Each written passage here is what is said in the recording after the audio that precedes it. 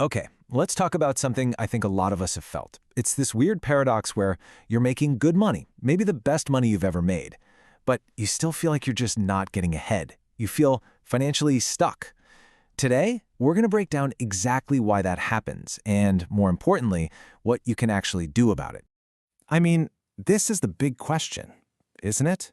You get that raise you worked so hard for, you feel great for maybe a month or two, and then, poof, it's like the money just disappears into thin air. You're putting in the hours, you're climbing the ladder, but building real, lasting wealth feels completely out of reach. Let's get to the bottom of why that is. So here's how we're going to tackle this. First, we'll talk about those golden handcuffs.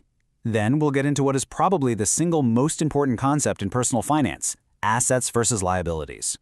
After that, we'll expose two silent killers that are eating away at your money. And finally, we'll lay out a clear, simple investor's blueprint to help you break free for good. All right, let's dive right into the core of the problem. What the source material calls the golden handcuffs. You get a promotion, a nice pay bump, and you think, finally, I've made it. But that feeling, it just never seems to last, does it? Well, there's a really powerful reason for that, and it's called lifestyle inflation.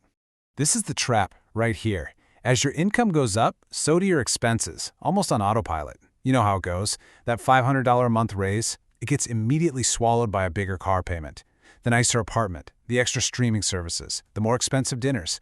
Suddenly, you're working just as hard, not to build your freedom, but just to maintain this new, more expensive lifestyle. And this quote just hits the nail on the head. The golden handcuffs. It's such a perfect metaphor. On the outside, you look successful. You have the nice car, the nice stuff. But when you actually look at the numbers, your net worth, which is just what you own minus what you owe, it's barely moving. You're trapped by the very lifestyle your income is supposed to be freeing you from. Now this next part, this is the rule that once you really get it, changes your entire financial life. Seriously. The main reason so many people feel stuck is because they fundamentally misunderstand two very simple words: assets and liabilities. And here it is. It's this simple. An asset puts money into your pocket. Think of things like stock dividends or income from a rental property. A liability, on the other hand, takes money out of your pocket, things like your car payment or credit card interest. That's it. The wealthy spend their lives buying assets. Everybody else, we spend our lives buying liabilities that we think are assets. And this is the one that really gets people. It's a tough pill to swallow because we've all been told our entire lives that buying a house is the best investment you can make. But let's just use the rule we just learned. Does your primary home put money in your pocket every month? Nope. Between the mortgage, the property taxes, insurance, and all the repairs, it's constantly taking money out. So unless it's a rental property generating cash flow, your home is actually your biggest liability.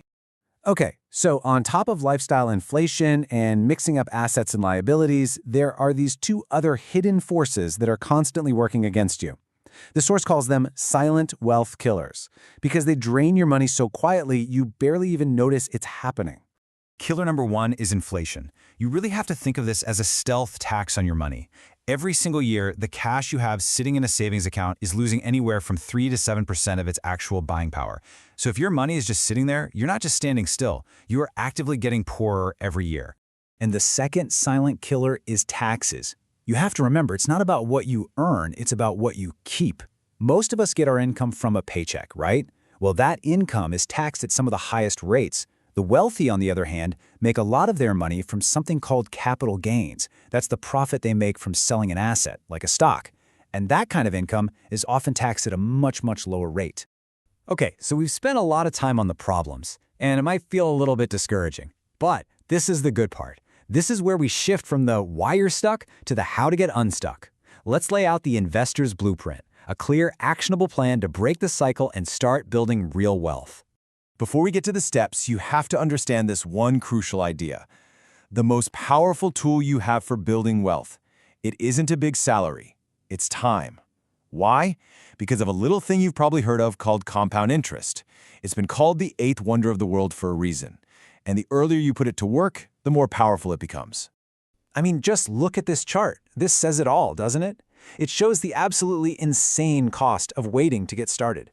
We're talking about the exact same monthly investment. The only difference is when you start. The gap between starting at 20 versus starting at 40 is just massive. It proves that this isn't about being a financial genius. It's about letting time do the heavy lifting for you. The single biggest mistake is simply not starting. So, here it is, the blueprint. It's all about making a mental shift from being a consumer to being an investor. Step 1, you have to get a handle on your spending and finally break free from that lifestyle inflation trap. Step 2, take the money you've freed up and use it to buy assets, things that pay you. And step 3, which is so important, commit to learning. Never stop educating yourself about money. And really, this brings us to the core message of it all.